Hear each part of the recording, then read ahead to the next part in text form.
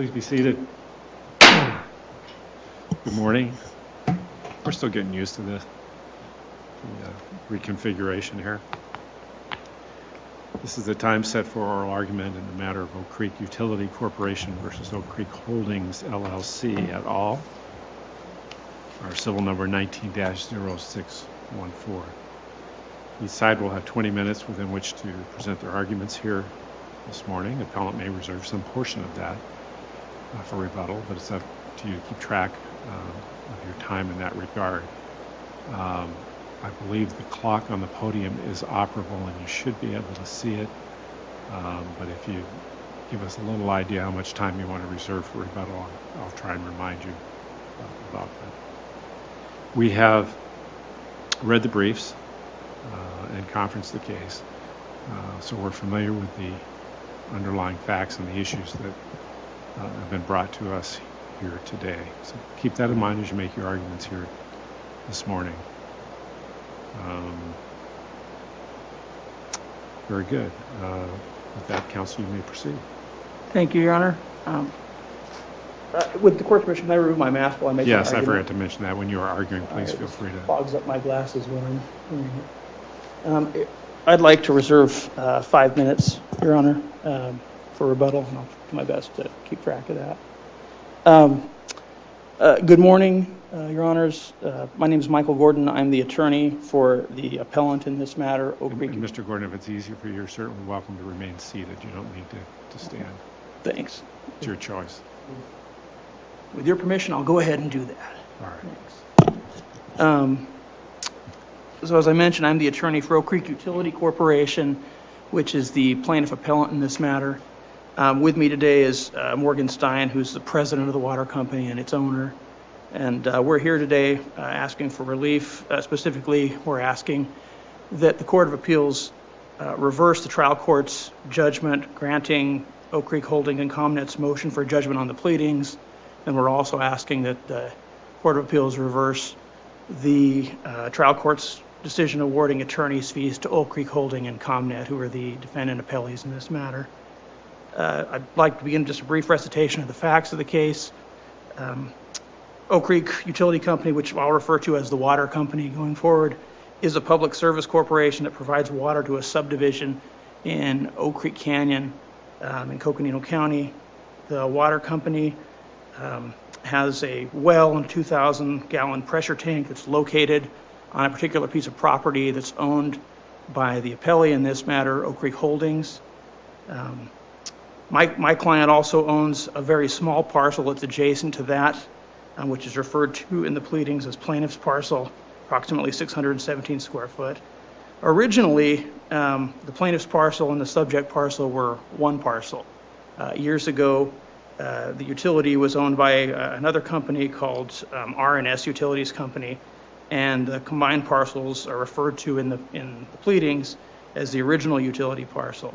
And at some point in approximately 1985, R&S Utility Corporation, a utility company, entered into a contract to sell the water company its assets, or the utility its assets, to Oak Creek Utility Corporation.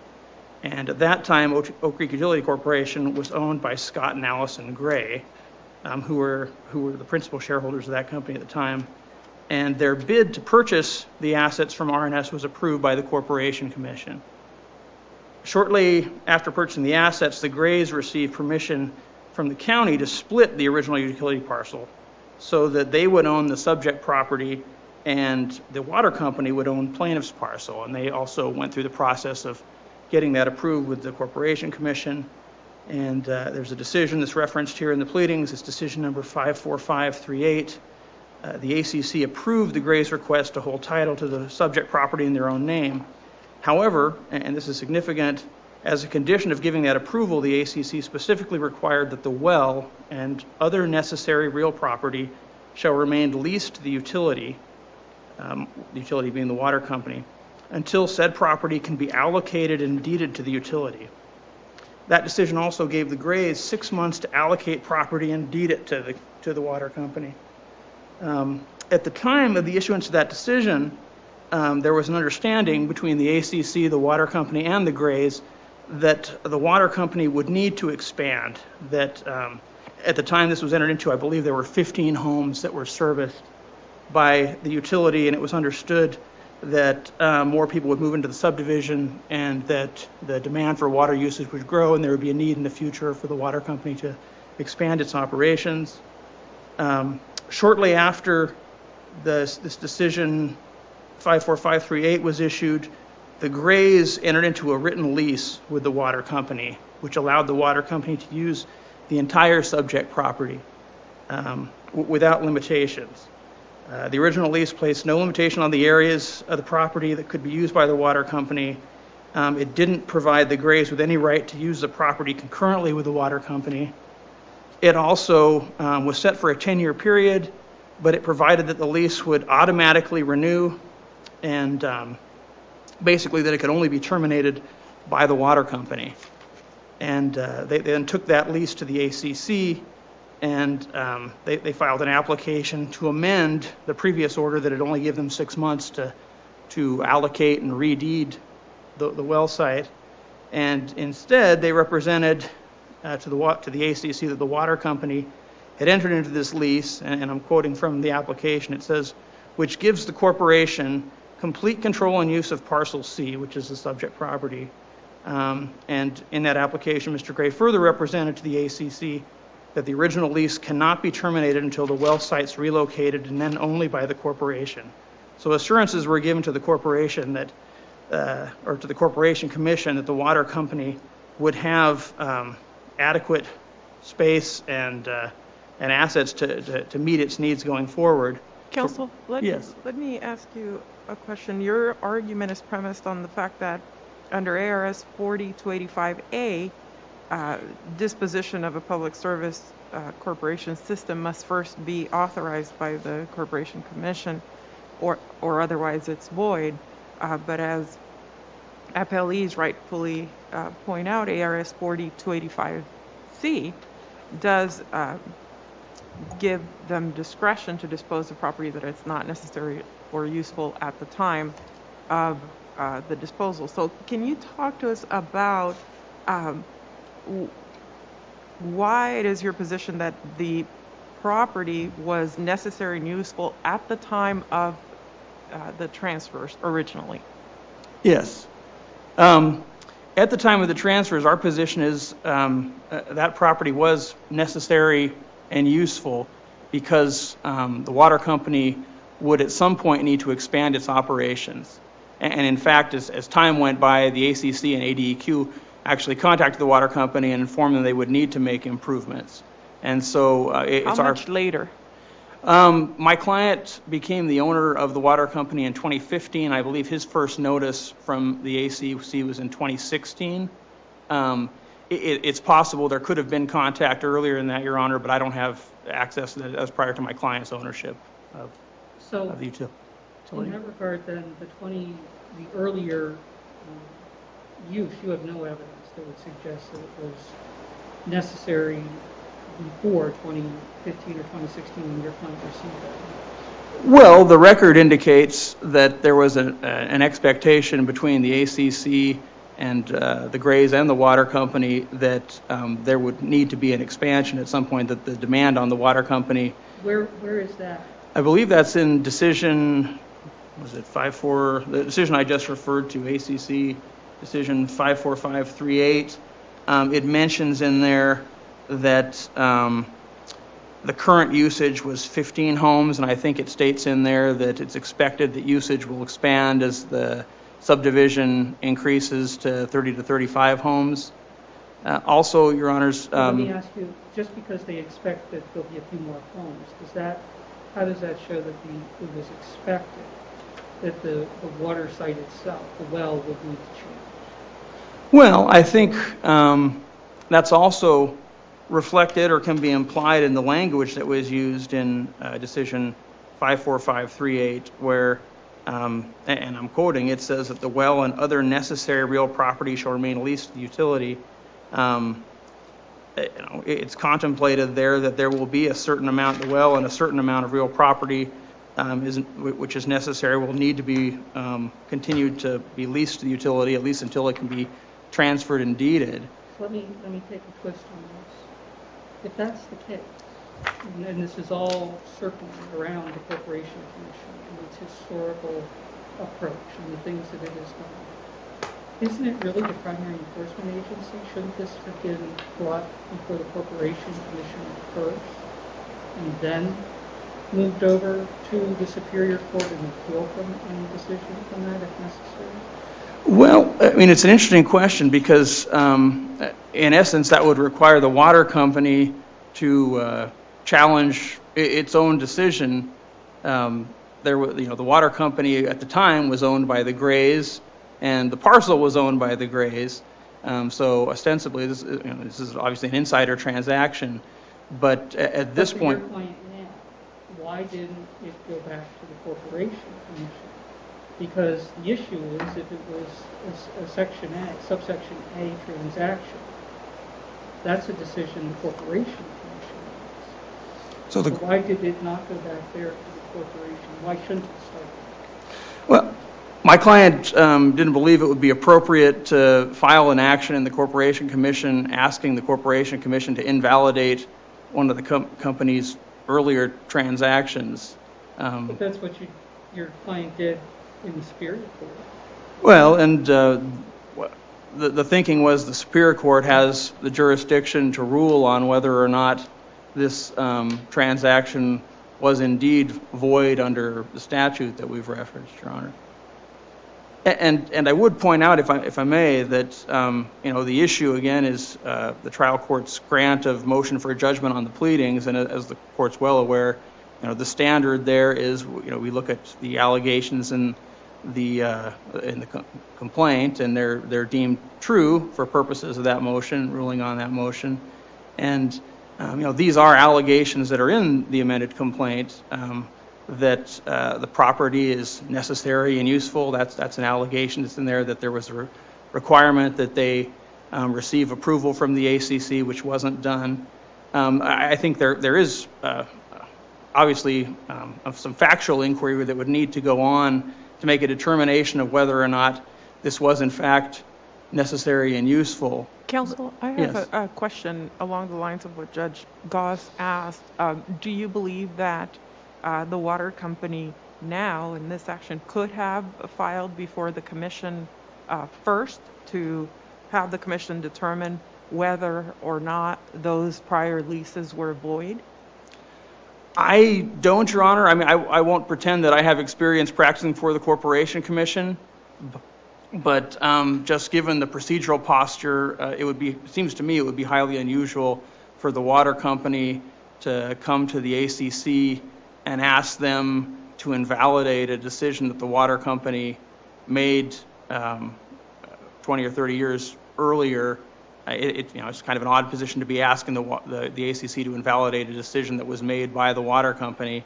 It seemed appropriate instead to bring the matter to Superior Court, and I'm certainly not aware of anything that would require us to go through the ACC first. I do believe the court in this matter has jurisdiction to decide this issue. Isn't that, though, exactly what happened, for example, in the Babe case, that they went to the Corporation Commission first? Now, granted, your client's got the unusual situation where they're challenging a contract that they entered into, albeit with different owners. But it still went to the Corporation Commission first. The Corporation Commission is where the parties have that opportunity to make the argument that this should have been a subsection A, not a subsection C transaction.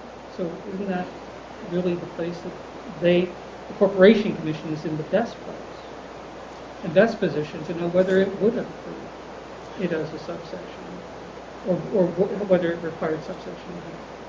Well, and I think, as the court, as judges mentioned, there is a distinction to be made between the facts of the Babe case and this case. Babe involved a third party that was asking the Corporation Commission to declare a transfer void.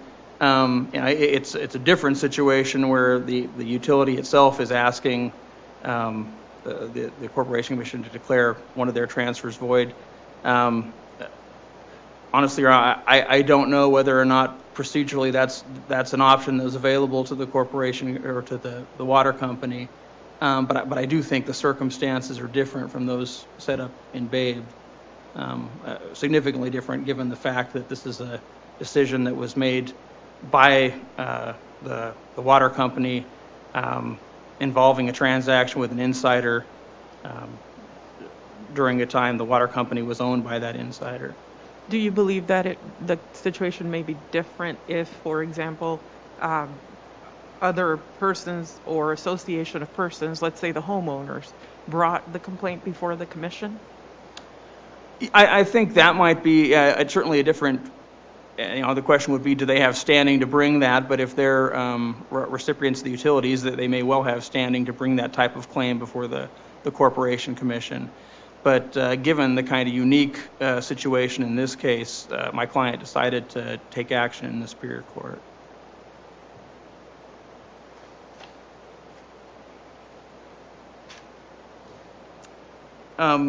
It sounds like the court's aware then of the nature of the leases that are involved. Subsequently, there was business went on as normal between 1986 and 1995, and at that time there was another lease entered into, the 95 lease, which significantly reduced the size of the area that the water company could use. Mr. Gordon, I told you I'd remind you, let you know about the 5 minutes, and I'm there. You're under there a little bit, yeah. Thank you. Sure.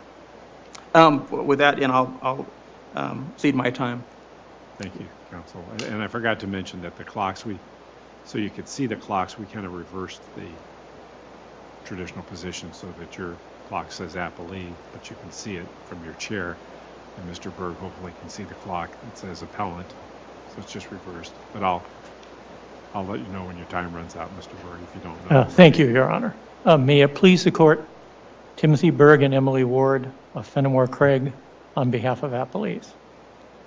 ARS 4285 A and C require a public service corporation to obtain commission approval to sell, lease, assign, mortgage, or otherwise dispose of any part of its system that is currently necessary or useful for the provision of service to the public, but does not require commission permission to dispose of property that is not then necessary or useful to provision of service to the public. And on the face of the complaint and on the face of the orders that Mr. Gordon is relying on, it is clear that in 1995, no part of the subject property other than the fenced area, which was then leased by those leases, was necessary or useful or being used to provide utility service. And the same thing is true in 2003 when those leases were adopted. And Mr. Gordon's idea that somehow you sit out and look out in the future and worry about the possibility that someday, somewhere, we may need to add more assets is inconsistent with both this court's decision in American Cable, where the court specifically talked about the test being currently necessary or useful, and frankly inconsistent with this court's decision in the Babe case, where the Corporation Commission found and the court upheld a decision that where a railroad spur had been unused for 2 years, it was no longer necessary and useful, and the question wasn't whether conceivably some customer in the future would come in, build a plant there, and want to use the railroad spur that was sitting there. If that were the test, then a utility could never transfer assets undersea, could never take property out of service. That simply isn't what the legislature was intending to do, or what the legislature was intending to do when it drafted ARS 4285. What about this jurisdictional issue that Judge Goss and Judge Cruz have raised here with Mr. Gordon? Certainly, I think Mr. Gordon could have brought this case before the Arizona Corporation Commission, if that's the question. That's clearly what happened in Babe, and I don't think the fact, other than I'm going to say something at the end of this, but I don't think whether he's an association or the utility makes a difference in the commission's jurisdiction. He chose to bring it in court. It was barred by limitations, estoppel, waiver, and failure to state a claim. So I don't think it has to go back to the commission for the court to make those decisions. Mr. Gordon makes a point in responding to your questions about the Corporation Commission that I think is important. He said to you, it seems odd to us, it seems inappropriate to us, it seems perhaps outside the commission's jurisdiction to have a utility that entered into a transaction that didn't have it approved by the Corporation Commission, and the statutory burden is on the utility to get it approved, to come back later and try to undo its own transaction. And we agree with that. The difference is we think that's true whether he's sitting in the Superior Court in Coconino County or in front of this court or in front of the Corporation Commission. The purpose of 4285 was to prevent a utility from looting assets it was currently using to provide service and rendering it unable to serve its customers. It was not intended to be a get-out-of-jail-free card for a utility where it could come along 20 years later and say, gee, we have a new owner who doesn't like the deal we entered into before. It was proper under 2485C, but we're going to try to undo it under 2485A. That Counsel? isn't the purpose of the statute. I have I'm a sorry, question. Judge Cruz? Yes. So we asked counsel for the water company with regards to whether the property was necessary and useful at the time of the initial transfer of the interest in that additional area of parcel C. He indicated that there was not sufficient information of other requests that had been made by the ADEQ. Do you believe that the water company was sufficiently on notice of any additional requests, and do you believe that the water company had sufficient time to conduct discovery in that regard? Yes, Your Honor. I think there are a couple things. One, I think as Judge Gass pointed out, if you go look at the commission order and it's 54-538, one of the points it makes pretty clearly is that, one, the entire subject parcel isn't needed to provide water service.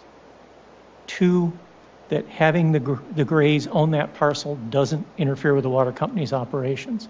Three, as Judge Gass pointed out, the fact that you may go from 15 to 30 customers says nothing about whether you need more land to get a bigger well, build a bigger tank, do any of those things. It simply recognizes the fact that you're going to serve more customers. It doesn't say anywhere in this order that at some point in the future, the Oak Creek Holdings or the Grays or whoever owned the subject parcel other than the fenced area had an obligation to lease it to the utility. And in 1995, the utility made a decision it didn't need any other land. And in 2005, when it was owned by someone other than the Grays, the utility entered into a lease that said, all we need is the fenced-in area. And that's the time that the court needs to look at in deciding whether 285A applies. You referenced the decision 54-538. What do we do with the language that said until said property, the council referenced it, until said property can be allocated and deeded to the utility? It would in the lease. Your Honor, if you look at, there's a subsequent decision, and it's 55044. It was attached to the motion to dismiss. And in that, it says that basically the Grays no longer have to deed the property to the water company. They can lease it instead. The requirement to transfer the property to the water company was changed in that decision. But then, wouldn't it have to continue under that theory that lease? I think it would have to continue to lease the property needed to provide utility service, and in 1995 and in 2003, the water company made the decision that it didn't need anything other than the fenced area which had the well and tank to provide utility service. And that's the test, and that's clear. There's no allegation in the complaint that in 1995 or 2003 that anyone, including the water company, believed it needed more land to provide utility service. I'm trying to bring me around, so I just want to go back to the jurisdiction issue. Because when we look at whether or not the court should decide with the agency, we look at whether or not the court's action could somehow interfere with the agency's independent obligations. It seems to me, and this is what I want to understand, why the agency, the commission here, wouldn't be the one to make a decision between A and C, which is the challenge, based on its own previous actions, rather than the court interfering. And the example I'll use is, could the water company have brought a deck action saying, hey, court, decide that this is a subsection C, because that's essentially what we're doing after the fact. And I think the answer is no. We'd say, go back to the agency. You talk to them if you feel like it. I think there are a couple of answers to that, Your Honor. First, we haven't talked about the statute of limitations problem and the waiver and estoppel problem, and those are clearly appropriate grounds for the trial court to dismiss this action without sending it back to the Corporation Commission. The Corporation Commission has no particular special expertise in either limitations or waiver and estoppel. Those are traditional court issues. Two, it seems to me that Mr. Gordon chose to bring before this court the question of whether this contract was void. And while I think he could certainly have brought it before the Corporation Commission, and maybe if I had been the lawyer for the water company, that's where I would have started, I think this court has jurisdiction to decide under 285A and or under 285C that this transaction was within the meaning of the statute. The question is sort of what the statute means. And I think you can decide that today without sending it back to the Corporation Commission. That would be my Counsel, even if we can do that, from a public policy perspective, is it advisable that we allow sort of this line jumping? Well, again, Your Honor, in part because you've got separate legal defenses that you could decide this case on without regard to the issue, you can decide it. You don't need to. Two, I think where you're talking about transactions that took place in 1995 and 2003, so in one case more than 20 years ago, and in the other case almost 20 years ago, there is less reason to assume the commission, that you need a commission fact-finding process to decide that. You can look at the face of the complaint here, and it's clear that the property wasn't, no part of the subject parcel other than the fence part was being used to provide utility service in 95 or 2003. You don't need the Corporation Commission to tell you that. And given what American Cable says the case is, and given the facts in Babe, I think you can reach that decision without sending it back to the Corporation Commission. That would be my answer, at least, Your Honor. Thank you. Basically, at bottom, the purpose of 4285 is to protect utility customers, but at the same time let a utility conduct its ordinary business. You don't want to exist in a world where if a utility sells surplus trucks 20 years later, somebody else buys the utility and tries to undo the deal. You don't want to live in a world where every decision the utility makes has to go to the Corporation Commission. Unlike Mr. Gass, I do practice quite a bit in front of the Corporation Commission, and they do a good job, but things do not move quickly there.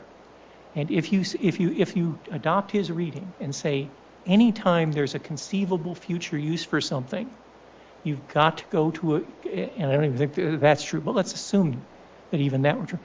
That can't be the test. That would be an impossible and unnecessary burden on the commission. The right answer is found in your existing decisions. It's found in American Cable, which says the test is currently necessary, useful. It's found in Babe, which says if you've got a railroad line and you don't use it for 2 years, it's not necessarily useful. From 1986 to at least 2016, no part of the subject property other than the fence property was even at issue as necessary and useful, and there's nothing really that shows you today that's changed. And when you look at the transaction at the time it took place, which is when you have to judge its validity, there's really no question that under 4285C, the court ought to affirm the judgment below. But isn't the Corporation Commission the one that's best situated to decide whether it was necessary and useful at the time, whether the language that counsel is referring to about the maybe 60 homes as opposed to 35, whether it was appropriately allocated? Those are all questions the Corporation Commission seems to me is the place that decides that, and then we deal with it after the Corporation Commission makes those factual determinations. Again, Judge Gallus, I think that's a way that this case could have been done. It wasn't. It's brought by the court. There are separate legal defenses that support the judgment below. But I think equally importantly, what's in front of you is what does 4285 mean? And 4285 means not something that I can conjure up a theory 20 years later I should have thought was useful at the time. It means at the time the transaction was entered, it has to be necessary and useful, currently necessary and useful under the language of American Cable. And if you look at the American Cable case, it's a good example. What you're talking about there were utility poles, and the poles, assume this microphone is the pole. The telephone company or the electric company attached its line to the top of the pole. The cable company came along and wanted to attach it down here to the knuckle on the thing. Could you argue that at some point you would need so many power lines or you would need so many telephone lines that you'd need that part of the pole? Conceivably, yes. As it turned out, the world of landline telephone went away, so you wouldn't need it, but you might for electric uses. But what the court said is, that's not the test. This is surplus. Why is it surplus? Because you currently don't need it to provide electric or telephone service. That's happening up here at the top. And that's something you can decide on this record because they've never alleged that they've ever used anything from 1986 to today to provide utility service, other than the fenced-in parcel which they currently have under the 1995 and 2003 leases. I don't mean to sound like a broken record and keep repeating myself, but I think that really is the key point here, Your Honor. If the court really has no further questions, I have nothing to add.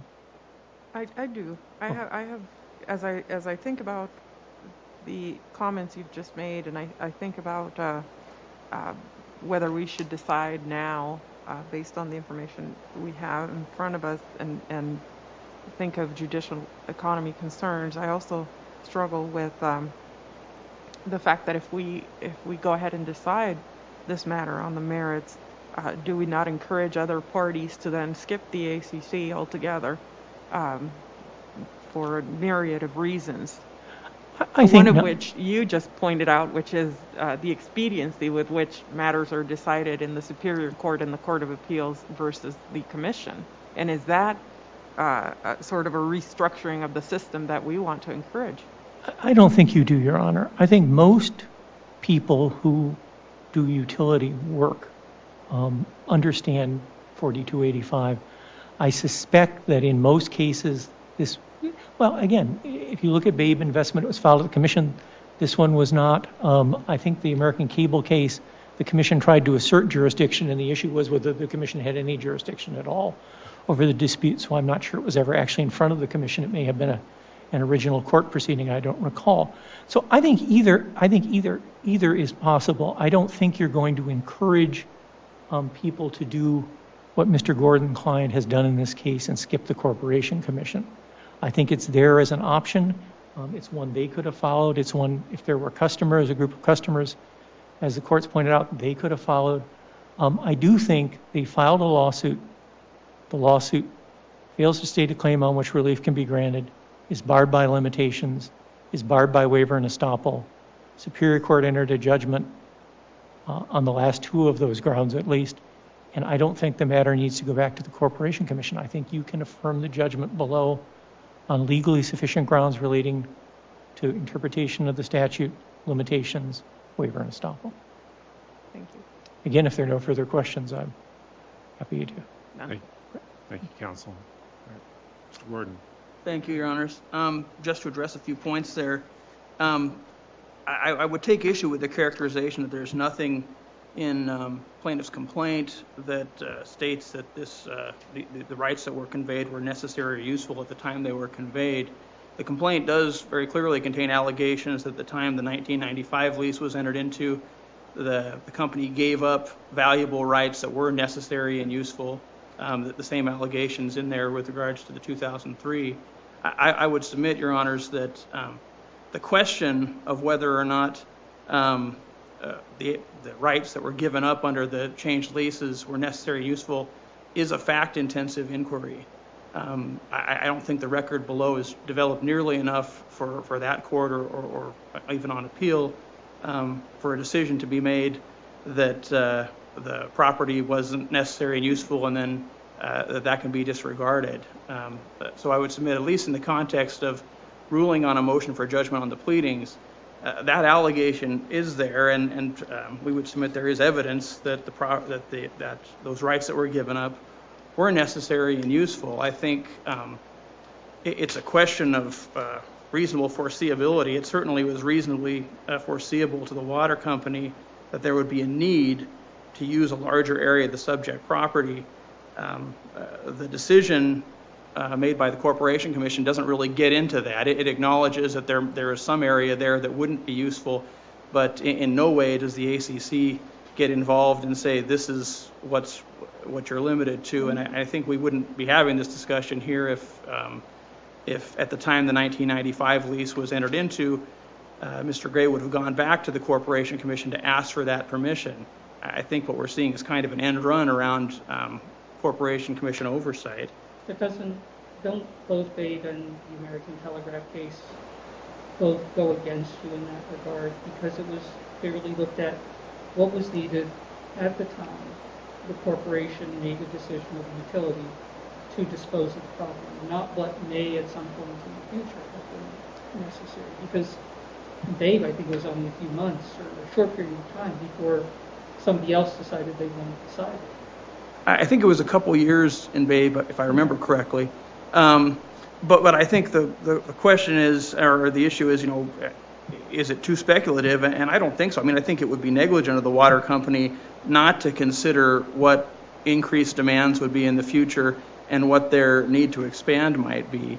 And so I think that is something fair to take into consideration. And I would imagine that if this had gone through approval for the ACC, that's something they would look at too, is in the future, what's the water company, how much space is it going to need if it has to expand? Would a factual distinction be that in deciding in Babe, if nobody else did something, it was never going to be needed again? If somebody didn't restart, then that may not happen. But you're saying because the company knew 60 or more homes, that future was there and a reality at the time of disposition. Is that your I would agree with that, Your Honor. I think in Babe, it's possible no one could have ever resumed using that property for railroad access, and it never would have been an issue. In this case, this is a water company with an existing clientele and a knowledge that customer base is going to grow. I would also, I know I only have a minute left, I would just point out on the attorney's fees argument, Your Honor, it's our position that the issue in this case really does involve the interpretation of the statute.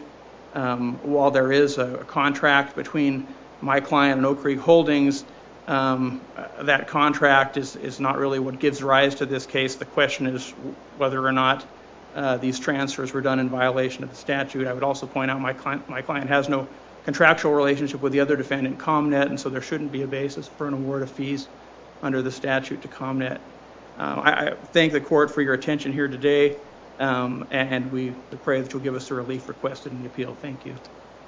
Thank you, counsel. We appreciate the briefing and arguments you've presented here today. We're taking this matter under advisement. We'll issue a written decision in due course. With that, we are adjourned. Thank you.